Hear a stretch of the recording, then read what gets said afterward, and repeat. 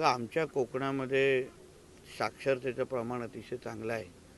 शिक्षणाला महत्त्व देणारे आमच्या सिंधुदुर्गातले लोक आहेत, नागरिक आहेत.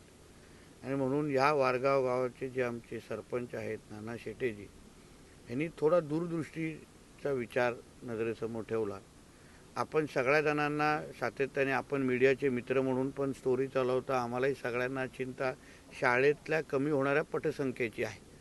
आणि म्हणून त्याच्यावर काय प्रयोग करू शकतो, काय उपाय शोधू शकतो, नाविन्यपूर्ण काय नवीन प्रयोग करून पटसंख्येला कशी चालना देऊ शकतो किंवा प्रोत्साहन देऊ शकतो, यासाठी आमच्या सरपंच महोदयांनी अतिशय एक स्तुत्य उपक्रम ह्या निमित्ताने राबवलेला आहे. जेणेकरून ह्या शाळेमध्ये 5 रूम हे पूर्ण पद्धतीने एअर कंडिशन त्यांनी केलेले आहेत.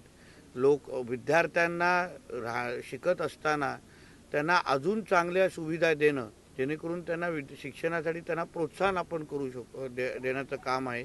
त्याचबरोबर त्यांच्याही पालकांना त्यांनी ह्या शाळेमध्ये विद्यार्थ्यांना पाठवावं, हा एक चांगला म्हणजे फरक त्या निमित्ताने आपल्याला दिसेल.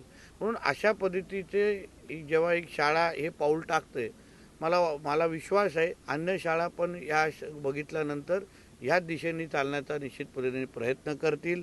ह्या शाळेवर सोलार पॅनल बसवावे, जेणेकरून उद्या या शाळेचा एकंदरीत खर्च वाढू नये. हाही एक पुढचं पाऊल आम्ही लोकांनी टाकायचं ठरवलेलं आहे.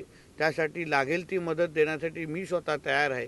जेणेकरून एक मॉडेल शाळा कशी असते, जेणेकरून एअर कंडिशन आहेत, या सगळ्या सुविधा आहेत, जेणेकरून जास्तीत जास्त विद्यार्थी इथे वाढतील, ह्या दिशेने पावलं आम्ही सगळेजण टाकणार आहोत.